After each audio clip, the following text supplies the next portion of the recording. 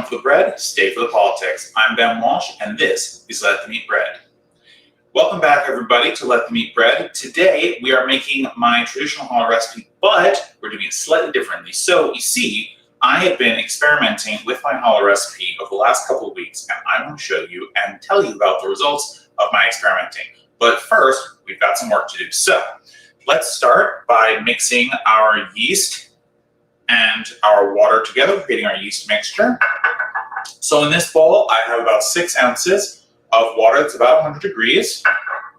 And I'm going to combine that with 1 tablespoon each of white superfine sugar and active dry yeast.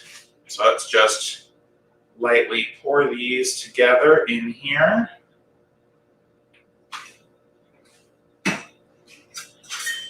Give this a quick stir with our fork here. Remember, it's not really going to dissolve, so you don't have to worry about that. And keep our fork out because we're still going to eat it. I'm going to keep this covered so it can bloom for about 5 minutes. I'm not going to set a timer because we're going to be doing a bunch of other things. But if you want to, you can set a timer for between 5 and 10 minutes. And hopefully you can actually see it grow and count. So what is changed about my challah recipe this week? So the way we are going to do it, we're adding a little bit less flour and pretty much keeping everything else the same. Now I found when I was experimenting with the recipe that the bread was coming a little dry. I was drying out the dough with the amount of flour I was using, but I could still get the nice sweet taste that I like with the challah recipe that I have given you before. So today we're going to modify the challah recipe by adding a cup less of flour on the front end. We're still going to add a little bit of flour because it will get a little sticky, but this should provide us an opportunity to play with a slightly stickier dough and a softer dough too. So the other thing I noticed when I was experimenting with my recipe is that the dough seemed to be really hard and kind of dry. Not really hard, but it was harder than I wanted it to be. And it was also kind of dry when I was mixing it on the board here. So hopefully it will do what it did last time when I removed a cup of flour from it, which is it will be a nice, more soft dough than we've had in past. So to that end, let's start mixing our liquid ingredients together. So in this dish, I have 2 whole large eggs and 1 egg yolk. Just gonna give that a quick little mix here. And when this is mixed, we're going to just put it into our little container here. I have 6 ounces of water at room temperature. So pour that in here. Now, if you're cracking your eggs directly into it, you don't have to worry about scraping down the sides of the container. But since I put everything out ahead of time, I'm just going to scrape this down real quick. All right. So once that's all stirred together, we can put in our honey. This is just your regular honey, nothing really too special about it. Get it at the supermarket, what have you. This will be 7 tablespoons of honey. Okay, so let's just pour that in. And use our, now if you have a spatula or something you can get the rest of your honey out with, I'd recommend doing that, because honey is going to stick to any container you use. Now, a trick for doing this, if you are not preparing it ahead of time, just pouring the honey in, is to use some pan spray or some oil or some butter on your container first, and that will allow the honey to come right out, and will just make this process easier. But if you're preparing your honey like I did, a little spatula will do just fine. The other thing you can do if you don't have a spatula or you are going to be doing this another way is just put in a little bit more honey than you actually want to use, because some of it will stick to the bottom of the container. All right. So to our last liquid ingredient, we have 7 tablespoons of regular vegetable or canola oil. Just pour this in here.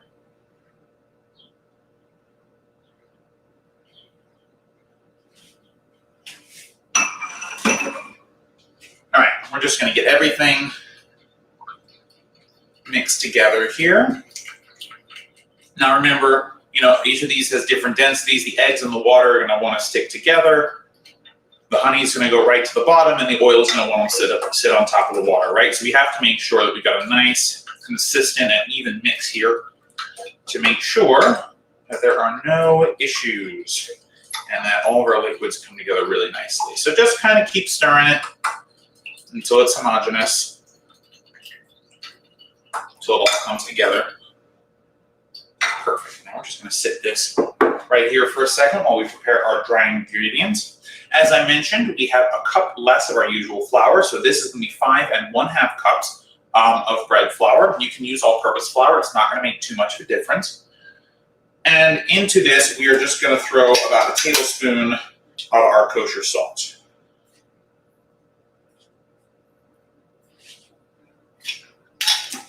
All right, once it is salted to the level that you like, again, I recommend a tablespoon, but you really can do as little as a teaspoon. It's not going to make too much of a difference. I'm just using a whisk here to bring the flour and the salt together.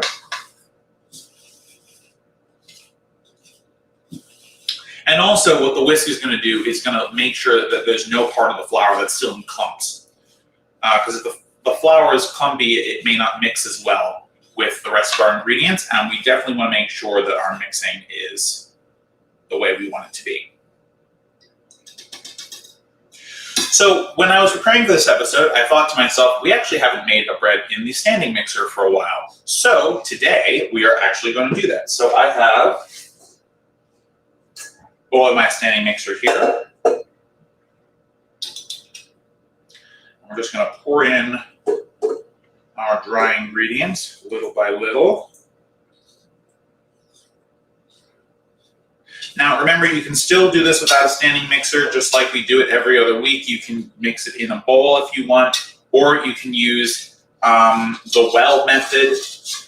And just to recap on the well method, you just put all your dry ingredients out on the board. Use your fingers to create a little well in the middle, and once you've done that, pour your liquid ingredients in and slowly start mixing around with 2 fingers. Okay, but we're not going to do that today. We're going to use the standing mixer, make things a little easier.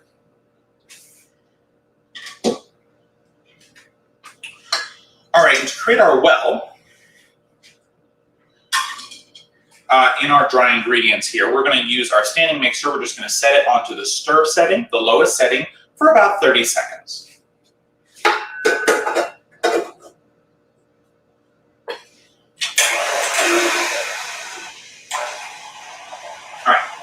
Sorry about that. So that's going to sit for about 30 seconds to a minute. Again, there's no real rush on that.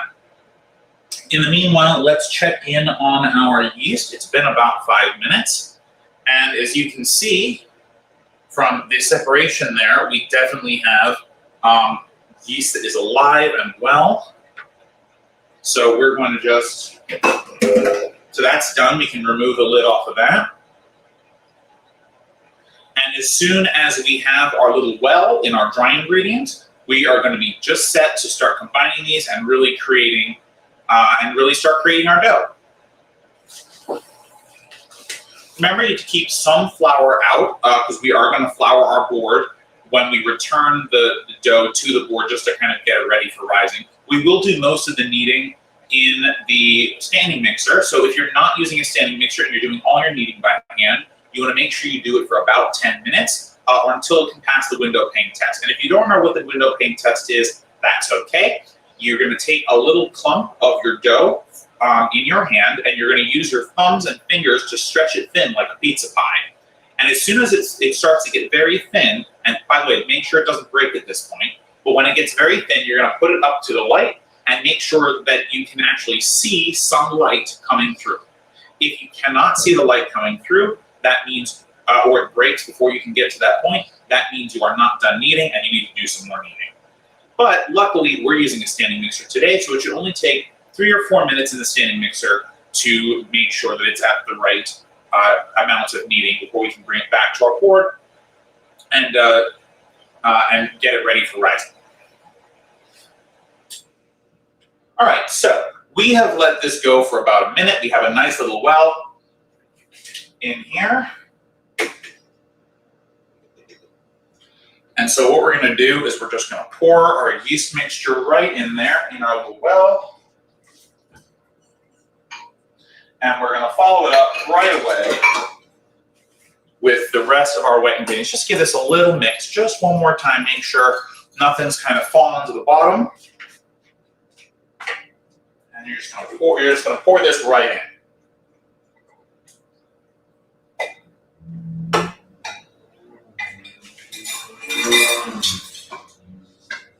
Perfect. So what we're going to do now is we're going to turn our standing mixer onto the lowest setting because we really just want to mix this together without the ingredients going everywhere. So once it starts to, once the ingredients have come together, you're going to start hearing a little bit of a straining sound from your standing mixer. As soon as you hear that, you want to check on it and make sure that you don't need to increase the speed. So when you're increasing the speed, you're going to be, the dough hook is going to be doing more of the hard work. Now we're just kind of combining ingredients. This is not really a kneading phase. Think of this as your mixing phase. So if you're doing it in a bowl, right, you're using a spoon or something to slowly get the ingredients to mix in. And if you're doing in the well, you're going to be slowly using your fingers to bring in some of the internal walls, so you can start mixing ingredients together. And it'll look a little soupy at first. It won't look like bread dough at first, but that's okay. It will get there. And definitely it's going to, it's going to need a little bit more flour, but we're going to get to that point eventually. If you're working on a board or if you're working on a bowl, feel free to just add that extra flour as soon as you see it fit, right? So you don't want to do that until almost all of your flour is absorbed and you see that it's really, if it's more soupy than it is a dough, or it's more of a batter than a dough, might be a better distinction, then you definitely want to make sure that you're adding a little bit more. Remember, if you're adding flour, just do it a little bit at a time.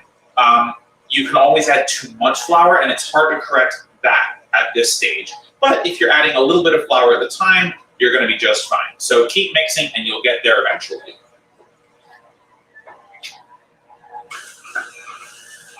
All right, so I just heard the straining sound from my mixer, so I've just increased the speed of my mixer a little bit, so it's officially kneading now. So the dough hook is going to go round and round and just start to pull and push apart the dough in order to create some gluten. Remember, if you're kneading, you're going to be doing the same thing with one hand, pulling it back over itself and turning. We're going to be using two hands to really get in a nice deep knead there. You want to make sure that you're stretching the dough over itself over and over again. This will allow the gluten to form, which allows the bread to rise.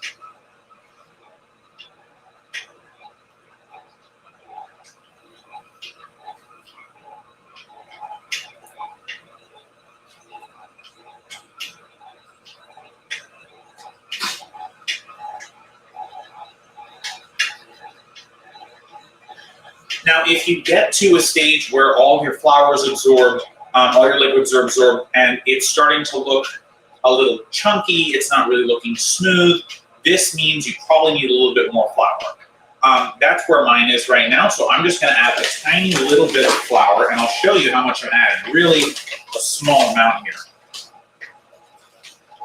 So probably no more than 1/3 cup. So this is a cup measure, and you can see that I'm only doing a little tiny bit. And when I add it, I'm just going to add it a little tiny bit at a time. And by the way, this is to make sure that you don't dry out your bread too quickly, right? As I said earlier, you can dry out your bread. And one of the reasons we're modifying my original recipe is hopefully to avoid the problem of drying out the bread, so that we have a nice kind of a nice wet dough that we can dry out a little bit, but not too much. So let's add some extra flour. You always want to make sure that you're adding your flour once you've stopped. You don't want to add your flour as you're kneading, especially in a standing mixer. Obviously, if you're using the bowl method, or you're using, or if you're using the well method, you can't add at the same time. It's just you don't have enough hands for that. But for something like this, you want to make sure that you stop it first, or else the ingredients are just going to go everywhere.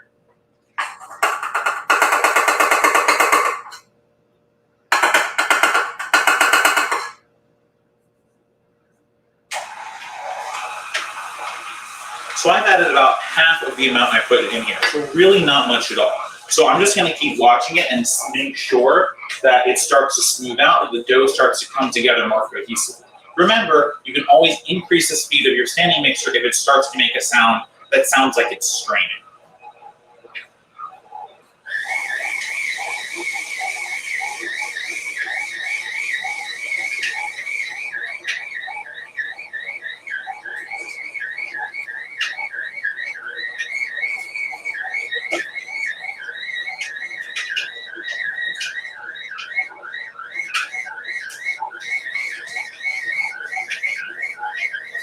At this point, your bread dough may start sticking to the sides of your bowl, whether it's in a stand mixer or you're doing it in a bowl. Just take a moment, if this is the case, to take a scraper or your hands and just push the dough down.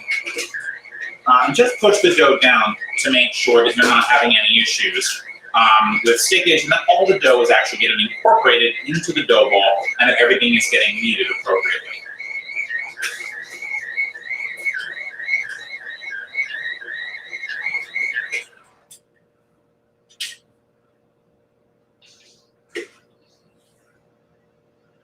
So my dough is starting to look good, so I'm going to check it. So what I'm going to do is I'm going to take some of this excess flour I had and I'm going to put it on my hands.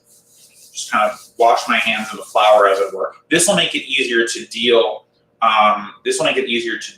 With the dough without it sticking to your hands. Okay. So let's take a look.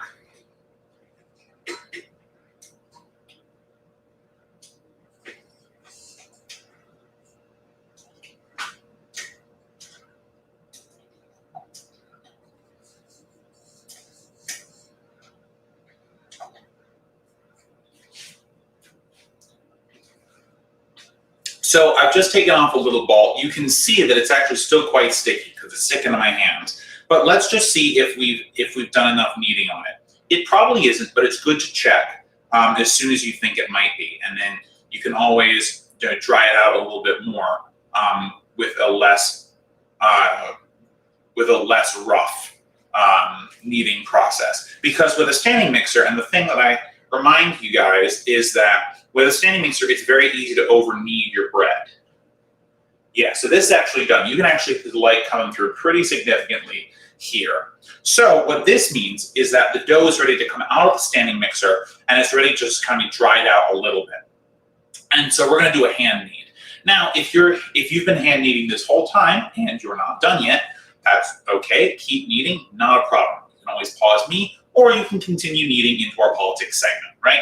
Not a big deal. So what we are going to do is we're just going to spread out some flour here onto our work surface, and then we are going to put our dough on here and start the process of getting it ready to rise.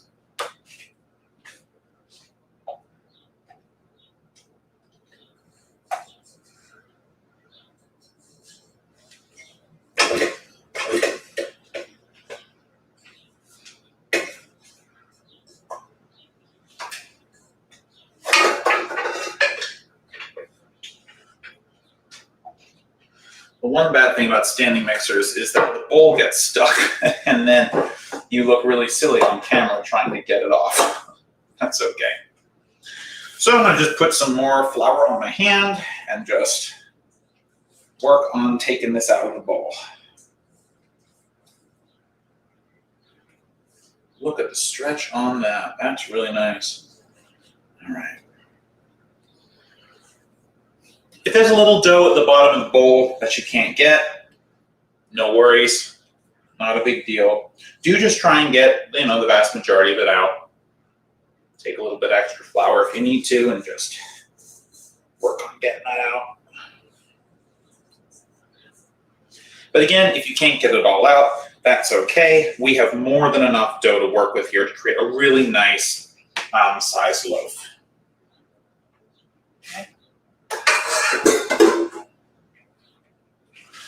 All right, so now I have a very soft loaf here, but it's still a little sticky. So we're just gonna slowly and carefully just kind of absorb some extra flour into it. We're not working at a ton, right? We already verified the dough is ready to rise. So the whole purpose of us doing this is just to reduce how sticky it is, just enough so that it no longer sticks and it's tacky. Right? We want the dough to stick a little bit, just not enough to leave excess dough on your hand or on the board here.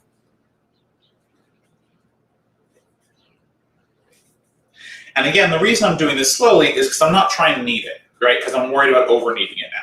Now, if you've been kneading it by hand the whole time, it is almost impossible to over knead. But the machine is able to kind of cut through the bread in a way that our hands take a lot longer to do. So once you've done that, once it's in the machine, you want to be careful about over kneading it. But if you're just doing it by hand, no worries. You are going to be just fine kneading by hand pretty much until the end of time. It's going to be really hard for you to over knead it. So don't worry about that too much. So I'm just going to give this a couple of final kneads, and then I'm going to try to see if it's ready. So you can see I put my hand on it, it comes right off, you know, doesn't stick. So now seems to be where we want it to be. So you can see that as I'm pushing it, it still sticks a little bit to the board, and that's okay. We actually want this. This is the tackiness I was talking about, and we're going to use our hands. We're going to use our hands in the cup position here to create a little top ball of dough. And you're just going to keep moving it around until the top of the dough looks very smooth, and that when you push your finger down onto it, it bounces right back up. Okay, so almost there. All right, perfect. So I'm going to put my finger down, and ta-da, it bounces right back up. Hopefully you saw that on camera, because it actually looks pretty cool when you do it. Okay, so now we get to start rising this, right? So let's take a moment, get our bowl ready. I have a glass bowl. I'm going to be putting some canola oil in it, just using my hands for that. But I'm going to need my hands a quick rinse first, so give me 1 second. You can use any kind of oil you want to rise your dough in. If you want to use olive oil, that's fine. You can even use butter. The only thing I would say is just don't use a ton of whatever it is you're going to use, because you don't want it absorbing into the bread per se. You just want to create a non-stick surface for the bread to rise on, so that when you have finished rising your bread, you don't have a whole bunch of stickage that you're trying to get off from your bowl once the bread is fully risen. Okay, so give me 1 second and we'll set that up together.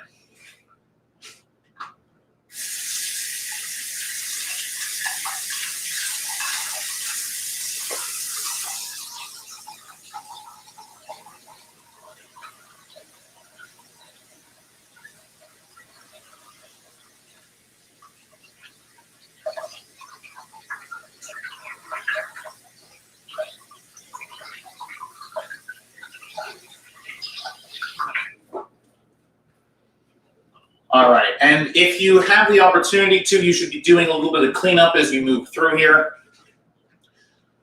We want a clean work surface and we want clean hands. So, anytime that you're touching something that's dirty, or you have the opportunity to clean up a little bit,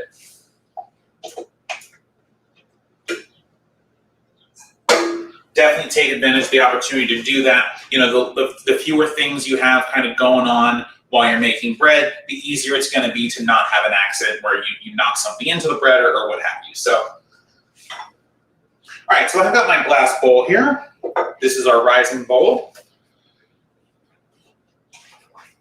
We're just going to put a tiny bit, remember, like a teaspoon. You really don't want much in here at all. You can always add more, right? You can always add more. You just want to make sure that when you're starting, you don't have a ton in here for the reasons I laid out a little earlier. So just turn it, make sure you can get some of the oil around, and then just take your hands or a spatula. I just washed my hands, so I'm not worried. And we're just going to create a nice thin layer of oil in our bowl here. And this is going to allow our bread to rise without sticking to the sides of the bowl. And it'll just make it easier on the flip side when we want to take our bread out in about an hour.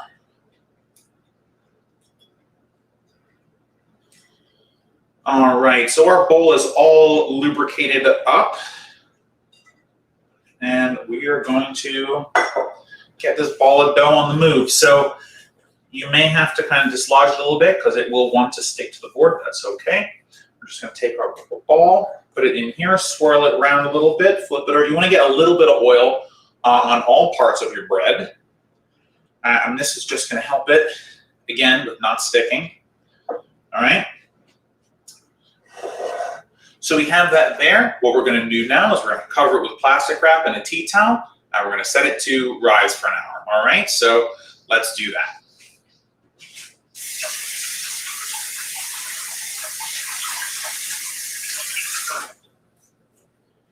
Again, if you just got oil in your hands, a great opportunity to wash your hands once more. We are about cleanliness on this show. And I hope you are too.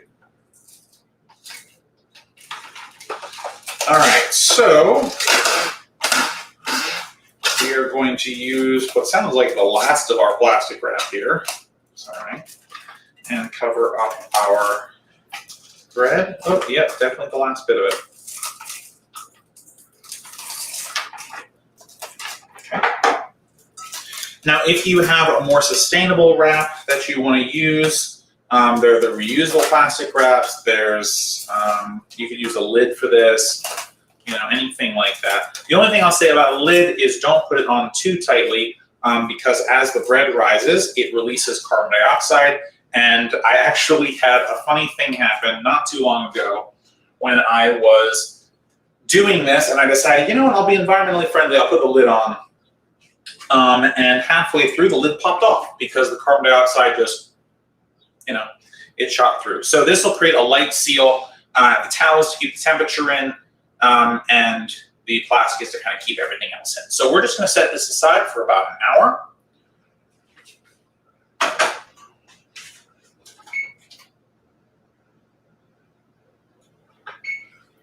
All right, I've just set a timer for an hour. If you were sticking around with us for the politics segment, then we're going to get into it in a moment. If not, I'll see you in an hour, and we will finish making our delicious challah bread. All right?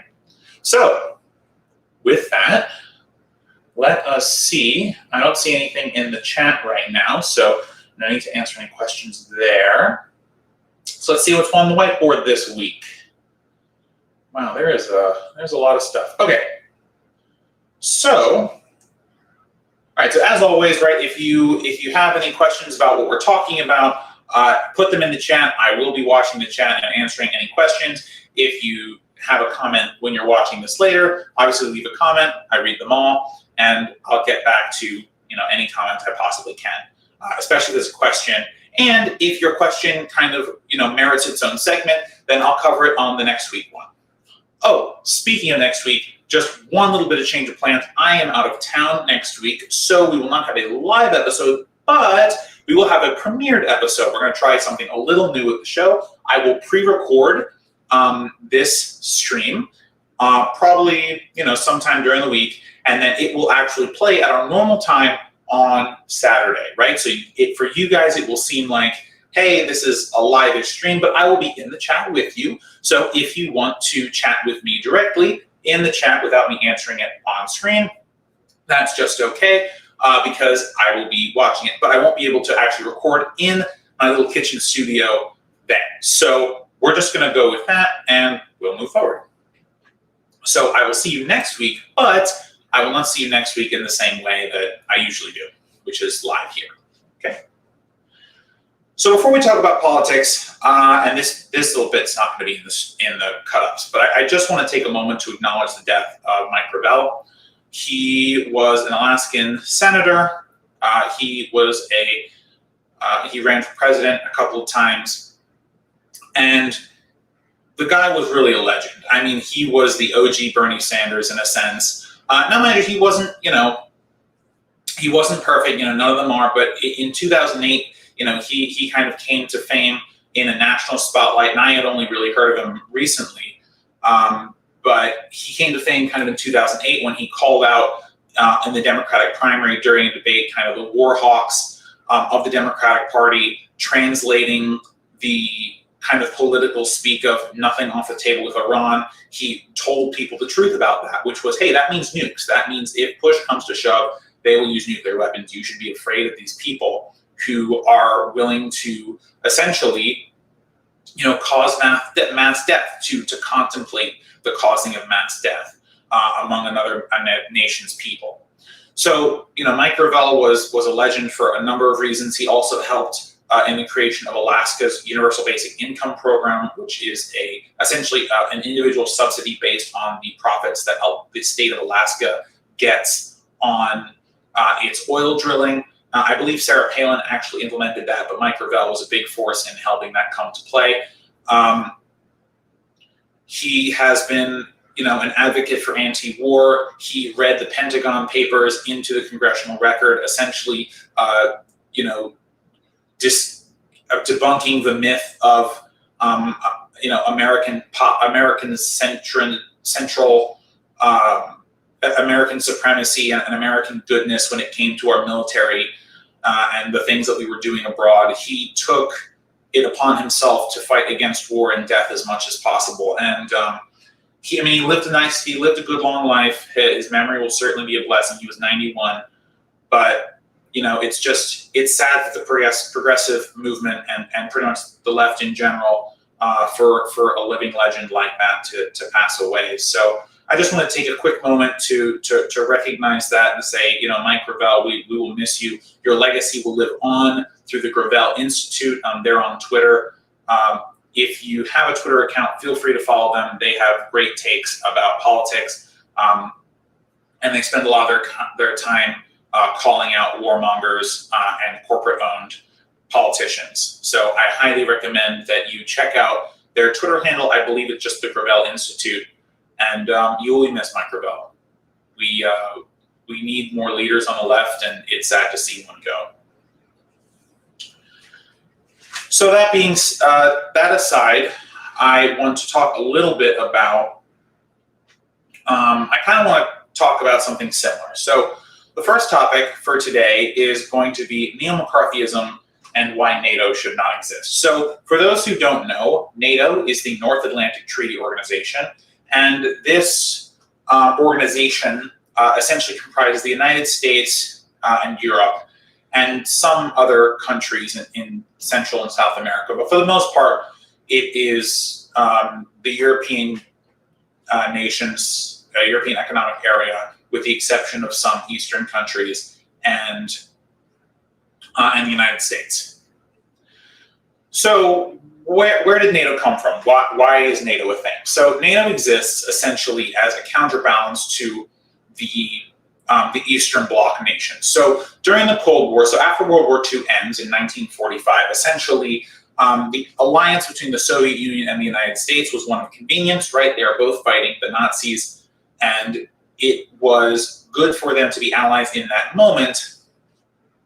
But afterwards, the communist capitalist divide ripped that alliance apart. And in fact, there were power plays during the war going on to make sure that communism didn't spread or that capitalism didn't spread or what have you, right? The greatest and most tragic example of this is what happened to Korea.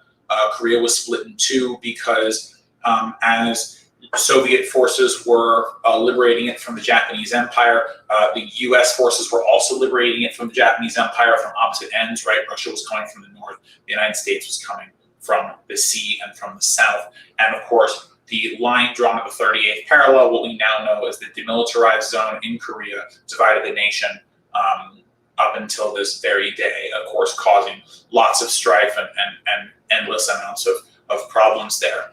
So this kind of posturing would ultimately lead to the Cold War. And the Cold War was really about spreading your ideology and your influence around. I don't want to get into all the nuances of the Cold War, but suffice it to say that in this kind of spread of influence, in this rush to create zones of influence, spheres of influence as they were called, and usually they were along hemispheric lines with the exception of Europe, NATO was formed by the United States for these kind of capitalist countries to exist in a space that was sufficiently anti-communist. And whether it was a good idea or a bad idea for NATO to exist at the time is not really mine to say right now. But what I will say is that definitively the Cold War ended in 1991 when the Soviet Union collapsed under Gorbachev, and essentially, the Western Bloc, the Eastern Bloc nations broke free from the Soviet Union, which became the Russian Federation, right? And NATO just kind of went back to being a bunch of European powers who, had an agenda in the region and had a military alliance with each other. The idea was effectively that if any of us get attacked, all of us have been attacked, and we'll fight that way. There was very little reality behind this notion. The Soviet Union was not going to just attack Germany or attack France. This really wasn't the way this was going to go. But the NATO was a show of force, right? It was a show of force against Russia. And it may have made sense during the Cold War, but again, the Cold War ended in 1991, right? There's no real reason for this body to be around except to further this Neo-McCarthyite ideology. So what is McCarthyism, right? So in the United States, during the Cold War, there was this politician named McCarthy, Joseph McCarthy. I do not believe he's related to Kevin McCarthy, the current minority leader in the House. I don't think they're related. So, sever that tie in your brain. So Joe McCarthy essentially made his political fame by what we would now call red baiting. Essentially to say that, the liberals in Hollywood are communist, and essentially he had denouncement lists. And if you were on one of these lists, you could lose your job, your career, any social standing you had. And so essentially this was a witch hunt. And I really mean that in the traditional sense, right? Very much like what happened in Salem.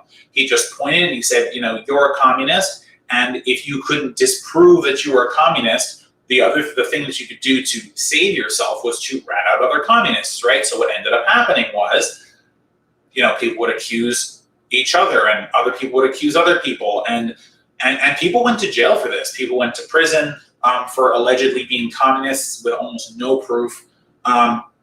People lost their careers, had their lives ruined because allegedly they were communists. And it's not to say there weren't any communists in the U.S. at the time, but the people who were being accused were just people of power and influence. They weren't really communists. And a lot of times it had to do with Hollywood and people in the media and people who most definitely were not communists. If anything, they were probably corporate capitalists. But that aside, this is kind of the McCarthyism has come to mean the baseless hating of anything Russian or Russian related. So it was Soviet or Soviet related, but now we would think of it as being Russian or Russian related. And, when you think of when there are issues in the United States, who gets blamed, right? So the reason I call this is called Neo-McCarthyism is because in the modern era, what we have gone back to doing is blaming Russia for the problems that we see. Election meddling, all sorts of other things, cyber attacks, and all this other stuff, that it's alleged that the Russian government is involved with. And there's this idea that, nothing gets done in Russia without Putin being aware of it or signing off with it, which is really a ridiculous notion. I mean, think about the United States. Does nothing happen in the U.S. without Joe Biden say so? No, of course not. I'm doing this show. I didn't ask Joe Biden permission, right? I didn't ask the FBI for permission to do this. And you kind of, you've created this culture where, everything's run through Putin.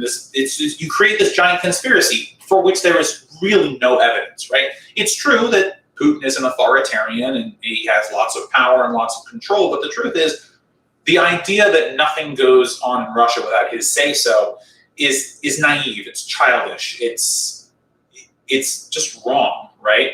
So this idea that we can attribute everything that goes on in Russia or from Russia or even around Russia to the Kremlin, is similarly naive. And that's where this McCarthyism is leading us, right? Every little thing that goes wrong, every little cyber attack, right? I'm sure there are hackers in Russia who don't talk to Putin, who just hack people for fun or whatever. There are hackers in America, there are hackers in China, there are hackers in India, there's hackers everywhere, right? Hacking is a thing that people all over the world can do. You don't need to be in any particular country or practicing any particular type of government for that. So anyway, to get back to the original point here of Neo-McCarthyism, so this tendency of US media and US politicians to blame all of our woes on the Russian Federation is this Neo-McCarthyism, right? So I hope I've established that, even though I kind of jumped around a little bit. So what does this have to do with NATO? Why is it that NATO shouldn't exist? Well, NATO shouldn't exist, first of all, because obviously tensions have in theory cooled down since 1991, with the exception of this Neo-McCarthyite language that I spoke of earlier. And NATO really exists to antagonize Russia. It always has, right? Even in the Soviet era, the purpose was to say, don't you dare do anything we don't like, because we'll all come after you, right? It was an intimidation tactic by the United States and their European allies to antagonize Russia, or to subdue Russia and stop Russia from doing things it didn't like. It serves the same purpose today, right? If we really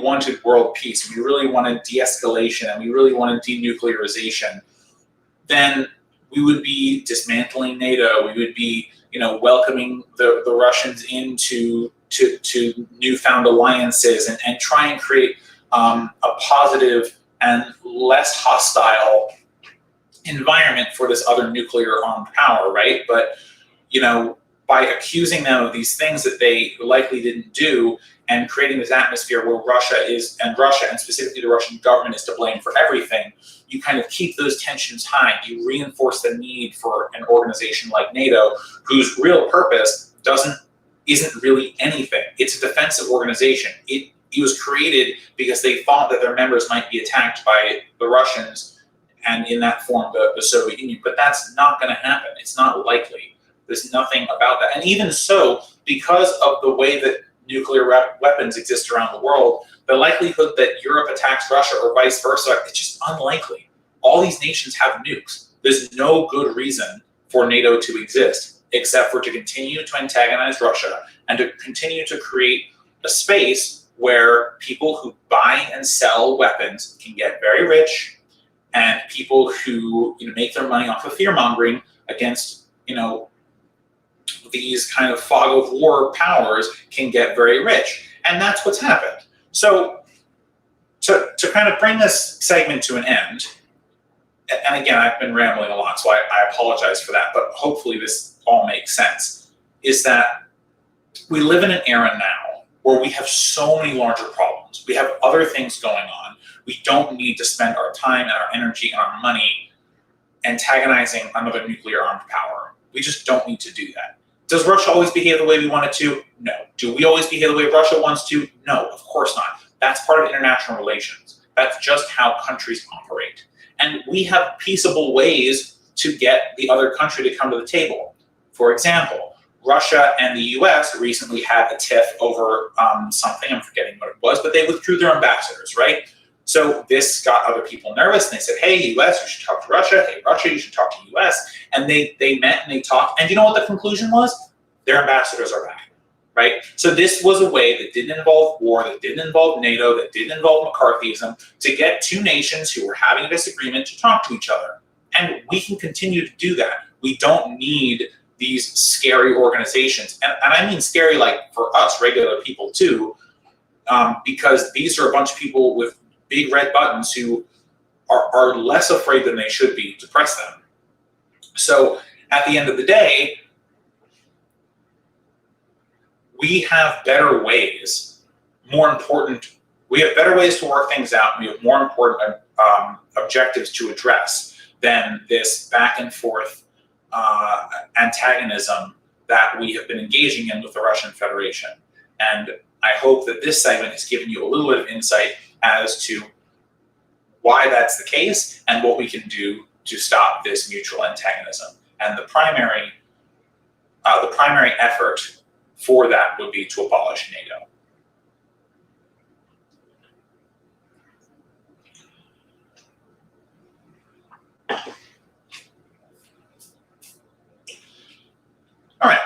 So we're going to stick on foreign policy for a second, and we're going to talk about why do people think China stole American jobs. There is so much to unpack here. So first, we're going to start with the idea of American jobs. What is an American job, right? So an American job, the idea of an American job essentially says that there are certain jobs, there are certain types of work that belong to us in the United States, right? That are meant to be done here. And typically, by the way, this notion is typically reserved for, jobs that were originally created here, or jobs that are created by companies that are based here, right? But this idea of American jobs, for the most part, is a farce. Now, I say for the most part because small businesses, little, mom and pop shops, and small and smaller firms that kind of only deal with domestic clients, yeah, though they would create American jobs because there's really no, rationale for those jobs being anywhere else, right? So you could call those American jobs. But for the most part, we're talking about large multinational corporations who just create jobs wherever they want to, right? So the idea of American jobs is kind of a farce because these companies, for the most part, are not really American. Sure, they may have their headquarters in Delaware, which, by the way, is just an international tax haven. As much as people from Delaware might disagree with that, it's true. Sorry, might not like that. It's true. But these nations don't belong to any country. Thus, the jobs that they create don't belong to any country, right? The DNA of a corporation tells it to do one thing: make more money, stay in business, keep your shareholders happy, keep your board of directors happy, right? So in order for them to do that, they have to reduce costs and make more money. The best way to make more money in the short term is to reduce costs. So how do you do that? So originally, there used to be laws about where these companies could set up shop. Now, over the years, these companies have realized that it is more expensive to pay someone in dollars than it is to, say, pay someone in won or to pay someone in, other nations' currencies. So they lobbied the government to say, hey, what if you made these agreements where we didn't have to pay tariffs or taxes or anything to bring our goods back into America, right? We just, we'll put the labor overseas and we'll bring and we'll have the goods shipped back over here. But that could be expensive for us. So what if you instead created what are called free trade agreements, where there's very little cost for us to move our production all around the world to where it's cheapest for us, and then anything else that and then we can sell our goods for similar prices in the U.S. and make tons of money.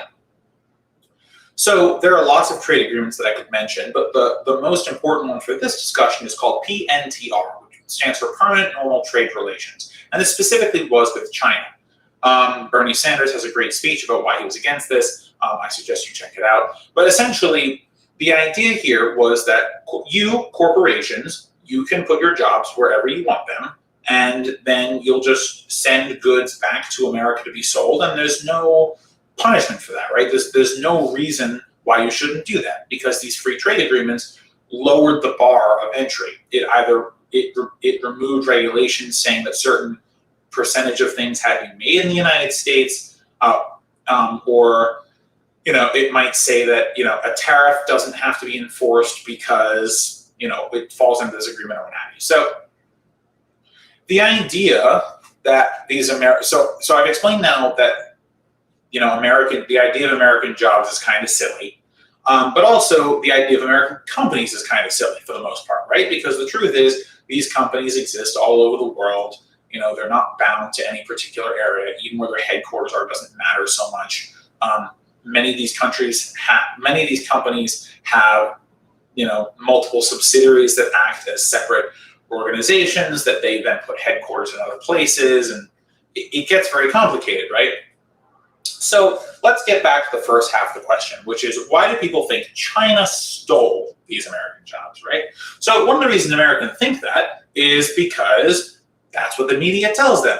But the truth is, like I mentioned earlier with my discussion of PNTR, is that China didn't steal these jobs at all. What happened was corporations realized that they could pay less, that they could spend less money on labor costs if they took the labor outside of the US. Now, in this case, most of it went to China.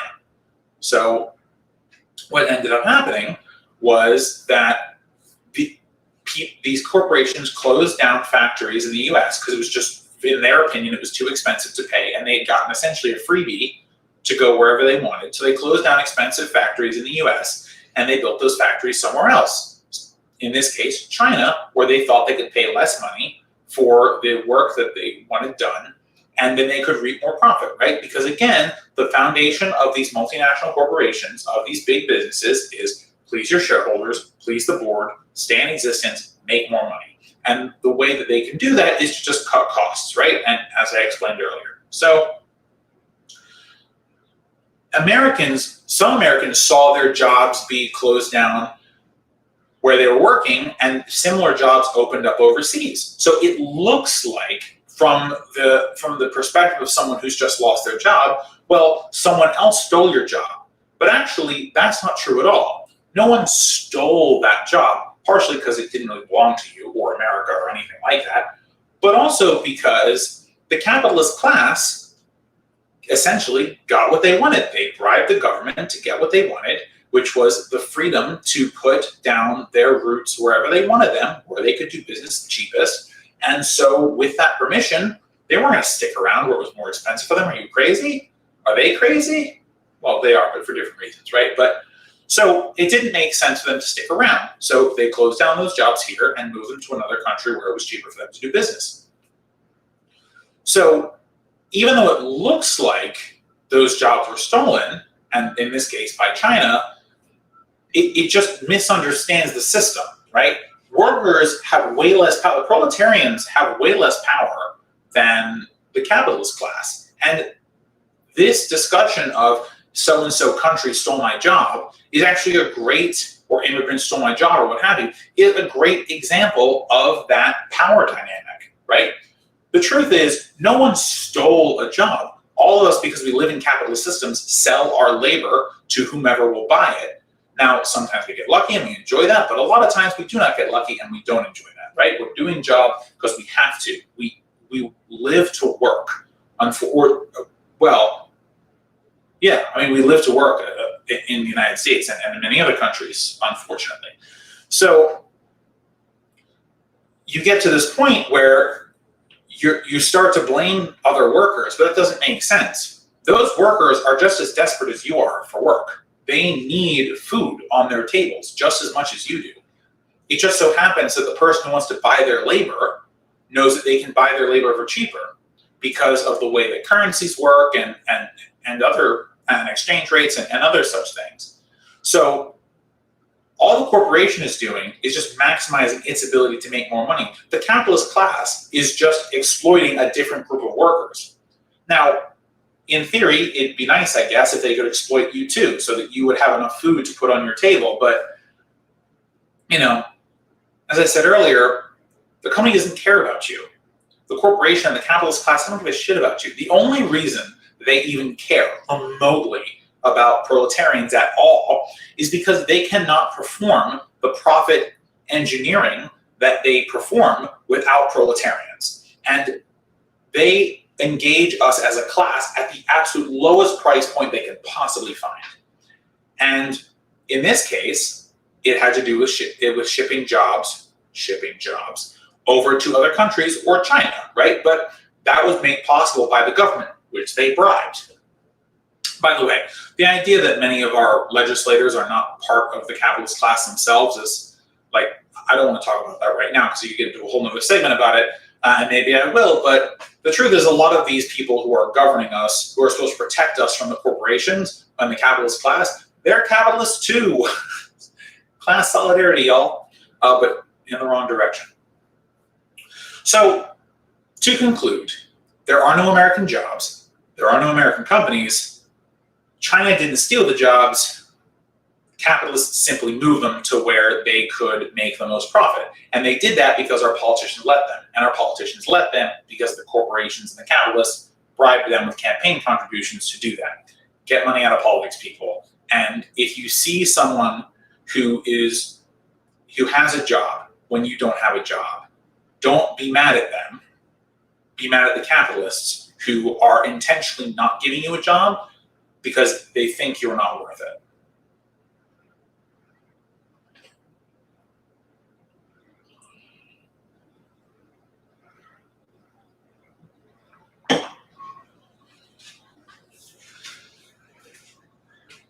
So I'm going to stick on the foreign policy tip that I'm going on today, because I'm really enjoying it. I love me some foreign policy, and hopefully you love you some foreign policy too. And by the way, just before I move forward, it does affect us here at home, right? I know I talk a lot about kind of these larger concepts, but the truth is all this affects you as a proletarian, me as a proletarian, right? Because the way that we do policy abroad is oftentimes reflected at home. And oftentimes it's done so in the worst way possible. So these stories that are talking a lot about foreign policy and about what the US is doing abroad or what other countries are doing in other places, they're important for the people who live in the countries who are making those decisions, because if you're okay with it happening abroad, oftentimes your country will assume that you're okay with it happening at home too. And Americans definitely know that's true, especially Americans of color who have experienced the hyper-militarization of policing forces and things of that nature. So, who profits from war?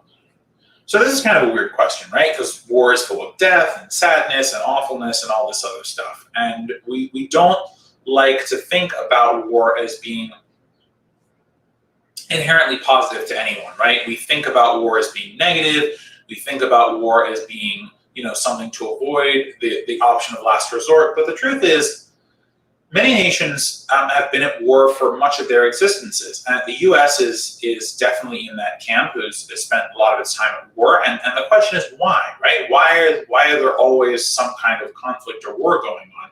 And the answer is because people are profiting from war.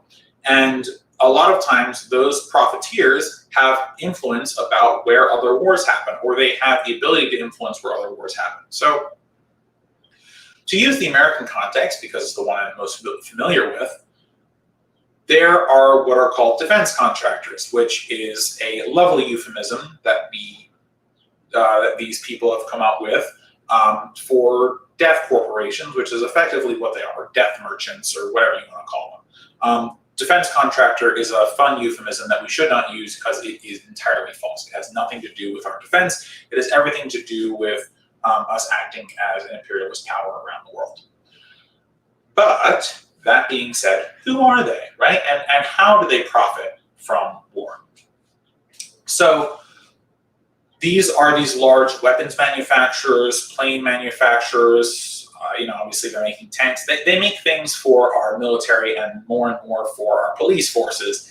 And this is kind of any type of military gear that you can think of, right? From the weapons, from like rifles and firearms to just regular combat knives, bulletproof vests, even military uniforms, tanks, boats, planes, helicopters, ships, all that stuff, right? All of this manufacturing that goes into making war has to be done by someone, right? And so in the US context, these corporations have sprung up and said, oh, we'll do it, right? We will make the bombs, and we'll make the guns, and we'll make the bullets, and we'll make the battle dress uniforms and all this stuff, right? So every time that we need more of them, the government spends our money as taxpayers to pay them. And essentially there's no regulation that governs how much they can charge us for whatever it is. And there were some great documents that came out. I think they were called the Afghanistan Papers, but I don't know for sure. There were lots of instances where we as taxpayers were being charged crazy amounts for things. I think, if I remember correctly, it was like $5 for a bottle of Coca-Cola, or like $20 for $20 for like a 6-pack or something, like wild, crazy prices. You could even do better than that at American stadiums. But But yeah, there were all these examples of the government getting fleeced. And where does that money go, right? Because actually it doesn't cost them that much to manufacture whatever it is they're manufacturing for us. So the people at the top, the capitalists who own these corporations and their shareholders, get rich because there's nothing really checking them.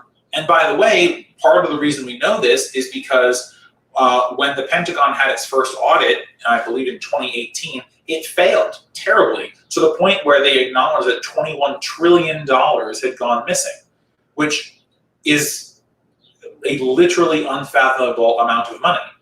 And that money, the likelihood that that money disappeared to nowhere is, very low. But the likelihood that that money disappeared into the pockets of defense contractors who are regularly getting huge chunks of our massive, quote-unquote, defense spending bill are very high, right?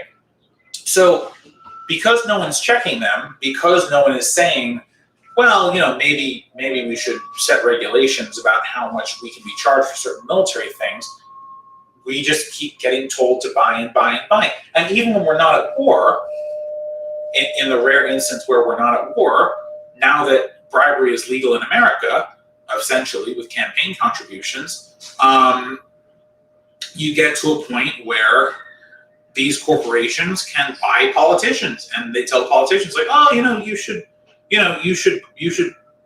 write us more checks for tanks and things. Even on the other hand, when the military is saying, actually, we have enough tanks, or we have enough whatever it is. I forget what year this happened in, but we bought a bunch of extra military vehicles right after the U.S. military said, we don't want them.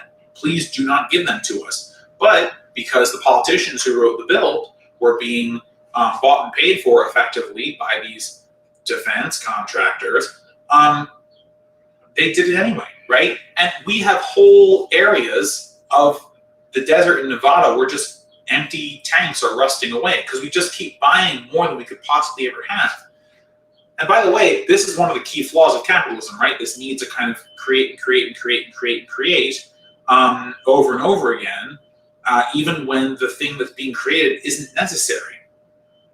And by the way, each time that we buy something, even if we don't need it, most of that money is going up to the capitalists who own these, death corporations, and they get very, very rich. And so the gravy train just keeps rolling and rolling because they own the whole system over here, right?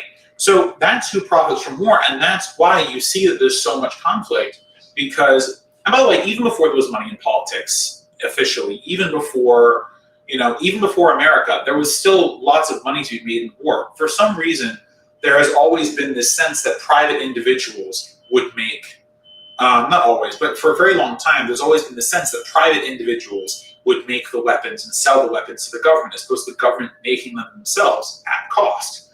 Now, obviously, it'd be a better world if it was more peaceable and we didn't have, all this war that we were involved in anyway. But for the purpose of our own defense and having weapons in the military and what have you, for better or worse, we have outsourced this incredibly expensive industry to private people who can make profit off it. And because capitalism incentivizes you to continue to make more profit, the prices of these things go up, even though even though things haven't worked. The amount of money we sink in these hasn't worked, but the people on the other end, the capitalists who own these death corporations, just make more and more and more money. And there's no check on it. So it's an endless cycle, unfortunately. And this is just the US context. Similar things are going on in other countries, even other countries that have democratic governments where there's, in theory, a civilian check on the military. Oftentimes that civilian check is writing checks to, weapons manufacturers, tanks manufacturers, and things like that. And at the end of the day, there's a very small group of individuals who are profiting and who are getting to enjoy the benefits of the terrible death and war. So death becomes less of a option of last resort, less of a, we don't want to do this, and it becomes for them the only way they can make money. So if your sons and daughters and brothers and sisters and parents have to die so that someone can make an extra buck on a tank, they'll do it.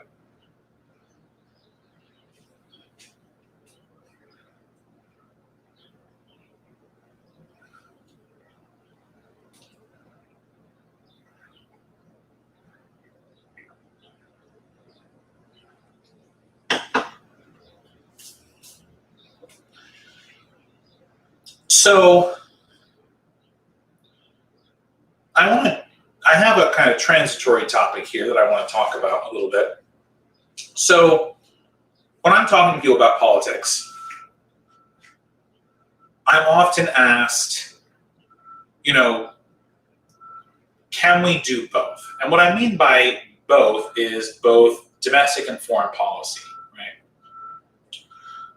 Do we have to choose between improving things on our domestic policy side and improving things on our foreign policy side? And this is an argument I get into all the time with people who I discuss politics with. So I figured that I would just take a little bit of time to kind of talk through why that is unnecessary and why that false choice even emerges. So to start, as I said, it is a false choice. There really is no reason we can't, as the saying goes, walk and chew gum at the same time. And in this case, right, do foreign and domestic policy improvements at the same time. And so one of the reasons I think this is the case is because oftentimes what the left wants in terms of foreign policy is actually the reduction in costs and spending and activity, right? We can engage in a peaceable and amicable and friendly, even if reserved, foreign policy that actually costs us less than the aggressive and imperialist foreign policy that we're engaging in now. Now, I believe in modern monetary theory, but if I didn't, I would then say, and you can use the savings from this very limited foreign policy to create domestic projects at home, which is essentially to say that these, not only can you do foreign policy and domestic policy at the same time, they are best done in tandem, right? You can take money away from the incredibly expensive overseas activities that we're doing, 800 military bases around the world, constantly doing these military exercises with other countries, having navies and the Air Force and all that just kind of patrol the globe like we're some kind of global RoboCop or some nonsense. And so as you draw down money from those, if you don't believe in MMT, then you can just transfer that over to domestic policy where you can build roads and bridges and schools, transform our energy infrastructure, and things like that. So, not only are we able to have a conversation where foreign and domestic policy are being considered at the same time, you can even have that conversation where you're considering those in tandem, where they're actually working together to create a general policy for the nation and the world that is better. And by the way, because I believe in modern monetary theory, we don't have to just look at foreign policy from a reductionist point of view. We can say, well, actually, because we can just print money, and there's essentially no concern about doing that, not only are we going to draw down our military engagements and our violent engagements overseas, we're going to use our money to incentivize other countries to transform their energy infrastructure or to engage in peaceable trade or ethical or some level of ethical consumption, or we're going to support international unions, or we're going to we're going to support the creation of more airports abroad, right? Or more ways that people can interact with each other, create a more connected world, right? We can create the infrastructure, free internet for all around the world, right? We can use our, much like China's doing with the Belt and Road Initiative, by the way, they're using their currency to help other nations. Now, mind you, they are buying influence in the future, but that's kind of how foreign policy works, right? You do things to help other people. We did the Marshall Plan to help the Japanese and the Germans after World War II, whose nations we had completely destroyed. we can create goodwill, as costly as that might be, abroad. But at the same time, because we believe in modern monetary theory, or because I do anyway, I would say that at the same time you're doing that, you can spend similar or even more money at home to cultivate a nation that really does shine compared to the rest of the world. We could have A+ infrastructure instead of, I think, C- is where we're at right now. We could have an energy grid that's wholly sustainable. We could fix our communities. We could actually use the money to prepare for the disastrous effects of climate change, which are going on right now. We're in climate change right now. We can take, we can take the opportunities that we have to really change people's lives for the good, to really make America the land of opportunity as it once was, to really make it a place where people want to live and are treated well and where workers are valued and all that good stuff. Now, all this exists in a very kind of national context, but it doesn't have to, right? I'm just kind of talking about this in the sense of policy that affects you, the worker, me, the worker, every day. Now, of course, we would need a government that actually works for us, and, difficult, I get that. But the idea, I just wanted to take this time to dispel the idea that, we can have one or the other. We can invade Iraq, or we can build infrastructure, right? We can give other countries grants for sustainable infrastructure, help them build roads and things and bridges, or we can fix our bridges and roads at home. This choice is a false choice given to us so that we do not create the type of solidarity throughout the world through our giving and through our self-improvement and improvement of others that would really create the type of solidarity needed to help throw off the yoke of the capitalist oppressors. So I just think that when we're having conversations with our friends and our family about the things that we can do to change our country, and by the way, I actually just, a little bit of a tangent here, I think when we are having these conversations, it's best to talk about what the left can do, not necessarily play the blame game about who isn't doing certain things, but to talk about our values, to talk about the types of things that we want to do, the type of world we want to create, because we're trying to sell a vision to people who may or may not be on our side immediately. So when you're selling this vision doesn't have to just exist within America. You can talk to people who are internationally focused or who are immigrants and say, hey, we actually can create a really good world for everybody. It doesn't have to be limited to here. And we can do it at the same time as we're improving our country at home. So I hope I've kind of dispelled the myth of having to do things one at a time. And I hope that if nothing else, you take away from this that if we have the willpower, if we can convince our government, if we can win, if we can put real lefties in charge, we can create a better world both at home and abroad. We can do it at the same time. Those goals are complementary and supplementary. They are not mutually exclusive.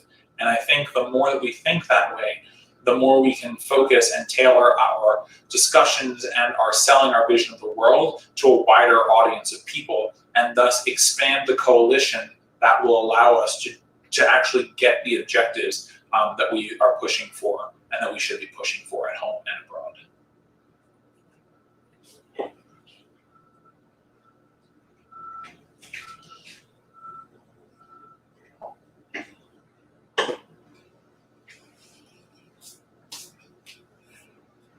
So some of these topics are pretty beefy, so we're gonna skip ahead to kind of a lighter one. So good news for once on this show. Japan is going to try a 4-day work week, and the reason that they are doing this is because Iceland recently tested a 4-day work week, and they had a massive success. People were more productive. They reported being happier. Employers were happy. Employees were happy. And the people who participated in this were just thrilled in general. Now, I mentioned a couple weeks ago on the show that a large trade union in Germany is trying the same thing with 4-day work weeks. I don't know how that experiment has gone, but I imagine it probably went equally well, because the truth is, having an extra day in the week to do things that aren't work provides you the opportunity to live a happier, fuller, more family and personal centric life. Whereas working all the time, 5 days a week, 8 hours a day, as I mentioned a couple weeks ago on the show, is a way that we are kind of kept down and forced to buy conveniences that we don't need. So I wish the Japanese luck with this particular experiment. I'm sure it'll be a massive success. When I was hearing about this, I heard a point that was kind of interesting. Japan, like the United States, is kind of one of these workaholic cultures where we spend a lot of our time, we take a lot of our pride in our work and in our work lives. Not to the exclusion of anything else, but to the extent that we are very tired, we kind of feel beaten down by the system. So the government essentially saw, hey, our people are working really hard. And actually, there were some articles a while back of like people falling asleep standing up in Japan, or like collapsing outside their offices and things like that. So really, this kind of change to give people more of their life back, I'm sure is going to be massively successful in Japan. And it'll be one of those things that once they give it, they can't take it back. And so the hope is that, as more countries try this, Iceland's tried it, Japan is trying it, Germany, one of the largest trade unions in Germany has tried it, that we will begin to push, we'll be able to push back on this idea that 40 hours a week is something to be, that is just normal, right? That that it should be done, and that we should be happy about our 40-hour work weeks. We work too much as is, right? So we have the opportunity to fundamentally change the way that we interact with the work week, that we interact with our own lives and the lives of other people. And if we can reduce the amount of work that we're doing and live happier, fuller lives, then it will have been worth it. So the hope is that other nations, even the United States, will take a look at what Japan is doing, and take a look at what Iceland and Germany are doing, and really think to themselves, by the way, this is going to have to be worker pushed, right? Especially in a country like the U.S. But think to themselves, that we can be just as productive in 4 days as we are in 5, or even more productive in 4 days than we are in 5. And we can spend more of our waking lives surrounded by people that we enjoy, and not having to do hard work for people who, are just buying our labor, right? We are the vendors of our labor, so we should control more of how we sell that labor. And hopefully a move to reduce the work week is going to create an impetus for that kind of change. So I don't know if I'm hopeful or not, but what I can say is that I'm excited for the Japanese people. I really hope that people take a look at their lives during this trial and get used to it, right? Get used to having that third day off. Make it so that it can't be taken away. Make it so that this type of change is positive for the people, and it will be harder to change it back. So good luck to those people in Japan who are getting this. I guess congratulations is probably in order too. And enjoy it. Take the time to enjoy it. Spend more time with your family and your friends. And hopefully this idea will spread around the world. We as workers deserve it. We work too much as is.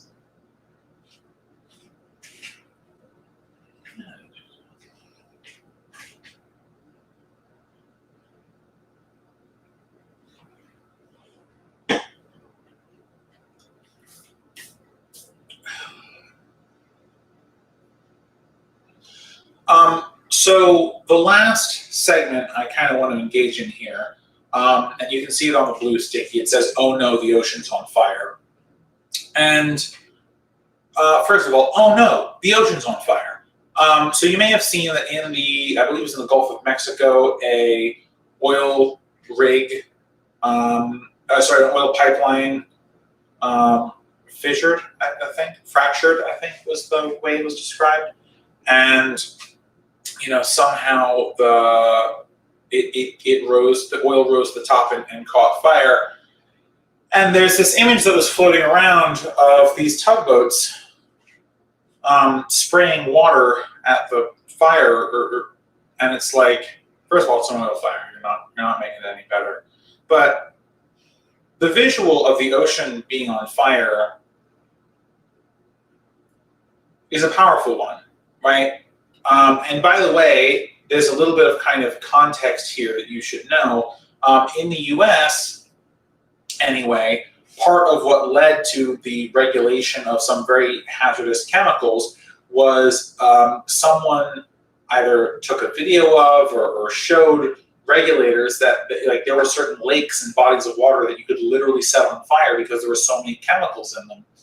And like obviously like water and fire aren't supposed to mix, right? So the idea that the water is so polluted, that it can be set on fire led to movement such that there was additional regulation and there was an additional concern. So I don't want to be hyperbolic, but like this image of the ocean being on fire like reminded me of that context. And for me, it really creates like a panic moment, right? Because like we don't really have at this point the tools to fight climate change. And the tools that we do have, we aren't using, right? Like we aren't switching away from fossil fuels. We aren't, changing the way that we live. We aren't investing in public transportation over private transportation like cars. There's just a lot of things that we're doing that are making climate change worse and aren't really helping us get away from, that aren't helping us meet our goals of avoiding a climate catastrophe. And we're in it now, by the way, guys, just so you know, like we're not waiting for the effects of climate change to come, like we're in them.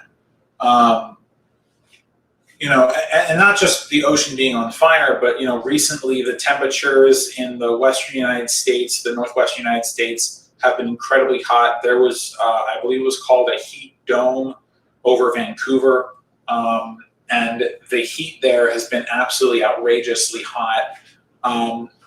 I believe there was a forest fire in what was supposed to be the coldest forest on Earth in Siberia or something.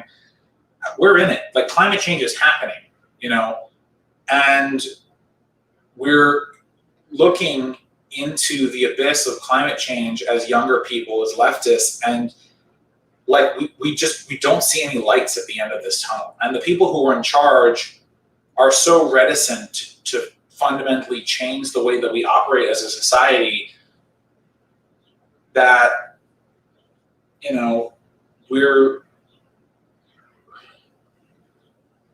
it just doesn't give much hope, And it reminds me of this art piece. I forget who did the art piece or where it is or what have you, but essentially it's a bunch of deliberating looking people kind of halfway sunken into water. And they look like they're deliberating, but like clearly the area they're in is flooding. And the piece is called Politicians Debating Climate Change. And the meaning of this piece of art is that like even when we get to the point that the oceans are rising and all this other stuff like is going on, the politicians will be like, oh, like is climate change happening? Like should we do something to make it better? And it makes people who are thinking about their futures, especially people who are young, like myself, at least for a few more years, think that like, what is our future going to be like if the temperatures are going to be so high, or we're going to have such extremes on Earth? What's going to happen? What wars over water? Is that a possibility? I mean, the Southwest United States is experiencing a drought like it's never experienced before, and And I know all this is kind of coming from this picture. You can kind of just type an ocean on fire on Google Images. I'm sure you can find this picture I'm talking about with these tugboats just pouring water on this giant ocean fire. Like, you get to the point where it just feels like it's hopeless. And we can't think that way, obviously, right? We have to keep fighting. We have to keep pushing. But like it's here, the disastrous effects of climate change are here, and they're only going to get worse. And seeing the picture of the ocean on fire, you know, it kind of brought it all home for me. It's like, this is the beginning. Like, in these last 2 weeks, we've seen like the tippy top of the metaphorical iceberg of what climate change can do to us. And iceberg probably isn't a great metaphor because all the icebergs are melting. But yeah, we just, like, we had to be doing something a while ago, and we haven't done it. So we get to this point where, you know, it starts to look like there's nothing we can do, that we are stuck living through climate disastrous hellscape, and watching our politics and our world break down. And it's obviously not a great place to be.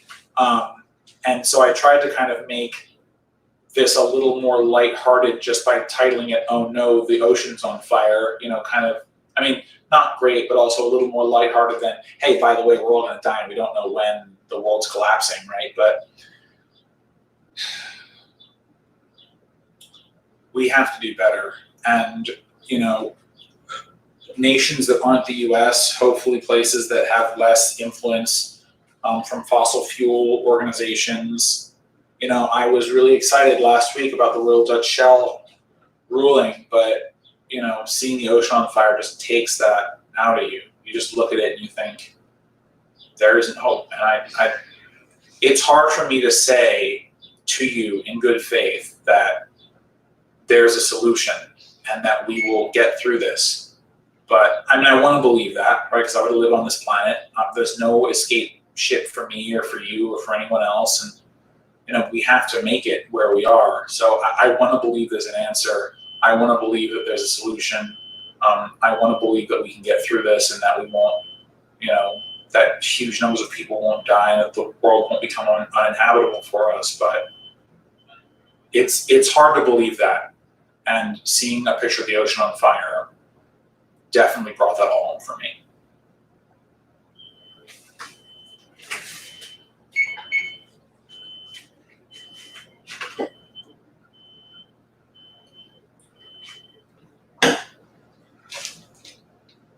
So that is the end of our politics stream of our politics for now. I know it's a little dark at the end, my apologies, but we have some bread that we need to make. So if you are rejoining us after the hour, welcome back. If you are not rejoining us and you're here the whole time, I mean, not welcome back, I guess, but it's all right. We are going to see what we can do with our bread now. So I have a prepared tray here. This is a lined sheet tray, and let's just check our bread. And that has definitely doubled in size. Isn't that beautiful? All right. So what we're going to do now is we are going to pour out our bread dough. Keep this plastic because we're going to use it to weigh our strands. And we're just going to put a tiny little bit of flour on here. By the way, if you did walk away from us or you weren't in your kitchen the whole time, that's fine. Just make sure you wash your hands because we are touching what is going to be food, and we want to make sure that we are keeping nice and hygienic here. Okay. All right. So first thing we're going to do before we weigh this, we're just going to give it a quick knead. You know, some of that oil is going to be sticking on the outside of our bread, so we just want to give it a quick little knead. Make sure that we incorporate the oil, get out some of the bubbles. Remember, this is going to rise a second time, so you don't really have to worry about keeping those bubbles in the first time. The second time, we're really going to be more worried about. So just keep doing that, and then once you kind of get a nice knead on it, and it's just a very quick knead, by the way, and we're just going to put it back into its ball shape. And if for some reason it won't do this, it just means you need to knead it a little bit more. So mine's coming back together. And again, we're just using that cupping motion, remember, just around here. All right, so we're going to take our nice bread and we are going to see how much it weighs. All right. All right. 54 divided by 3 is, wow, math is really hard. 18, I believe. So we're going to do a regular 3-strand challah here. So let's try and cut this into 3 pieces. Just break this one. You can always add more to it. Remember, we're going to need these together, so no need to make them, exactly, you can cut little pieces off. It's all good. All right, so that's about 18 ounces. Let's cut this in half. Not quite.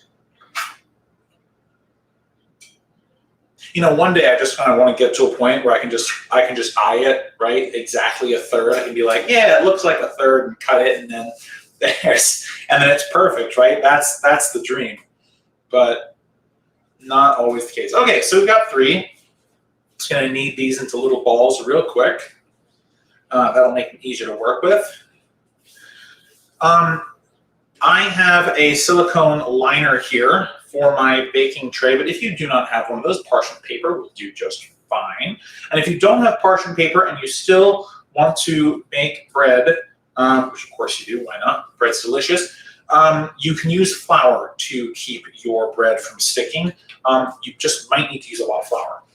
So just kind of be aware of that and make sure that you are in a situation where you don't get your bread to stick to your tray, because then you're going to, it won't be as nice. All right, so as I said, we're making just a regular 3-strand challah. So I'm just going to take this and roll it out. Now you'll notice, hopefully, that by this time the dough actually feels really nice, much more so than previous iterations of our challah recipe. You just want to keep rolling this till you have a nice long, and actually we probably don't need any more flour, so we'll probably put this away. So just keep rolling this out. Now, if it is too sticky, you're finding that the introduction of the oil was creating too much moisture, you can put a little bit of flour on here, but I really do not recommend you put a ton on,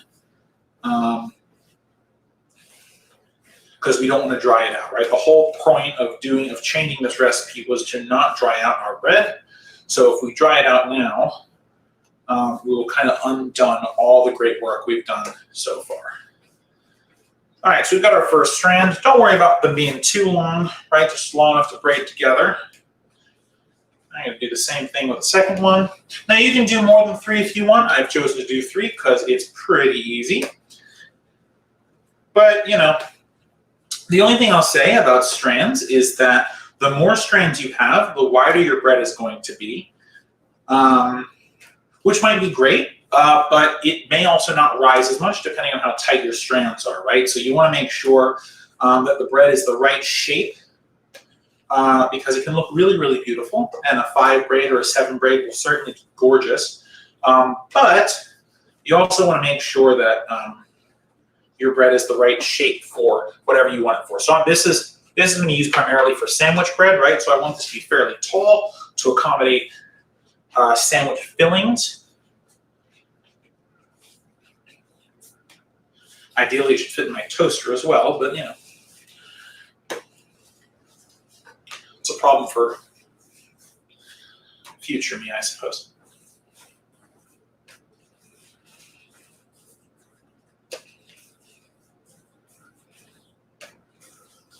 So just keep moving this out, right? You're just rolling it out. You're taking your hands, you're going back and forth, push out, pull in, and keep your ends tapered, right? You want to make sure that there's a place for your strands to connect. You want it to get thinner toward the end, and this is going to allow for you to not have big bulgy ends, right? Sometimes it just doesn't look as nice. It's got a big bulgy end on it. So just make sure that these are approximately the same girth and length. And then we're just gonna combine these up here. I'm just gonna braid it together, just like you're braiding hair. You want to make sure your braid is nice and tight. So keep correcting if you need. All right, and then once you've got that braid done, just make sure you tuck those ends underneath. Put it back on here. And ta-da, we have a beautiful 3-strand challah ready to be risen a second time. And that will become a lovely loaf of bread. So, you know what this means, I know what this means. This is the end of our show. But don't worry, because I'm going to tell you what you need to do with this for when you are done. So for now, we're going to cover this with the same plastic wrap, waste not, want not, after all, and our tea towel.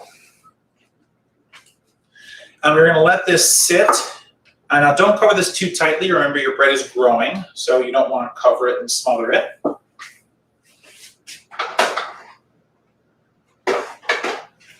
You want to let this sit for about 1 hour, okay?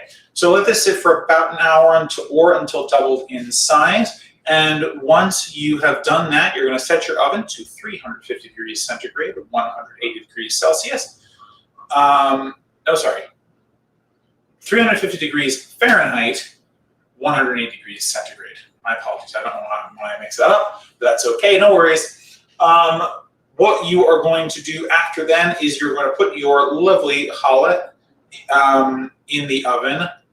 But before you do that, you are going to paint it with our remaining egg. Right, we got 1 egg left over. So using a spoon or a fork or a knife, you're just going to apply a little bit of that egg to cover your bread loaf. This is going to give it its nice, beautiful brown crust. Once your oven is at 350 degrees and your bread has been thoroughly painted with egg, water, or milk, depending on what type of crust you want, you're going to put it in the oven for 35 minutes. And at 17 minutes, you're going to rotate it. You will know that it is done because when you tap on it with your knuckles, it will sound hollow. Or if you have a thermometer, you want the thickest portion of the bread to be 205 degrees Fahrenheit. All right? That is our show. Thank you so much for watching. I really appreciate it. Remember, next week's show is pre-recorded, so I will see you on Saturday, but not live. I will be in the chat. So if you want to chat about anything going on in the show, I will be in the chat to type back to you. And that will be all for today. Thanks so much, guys. Take care.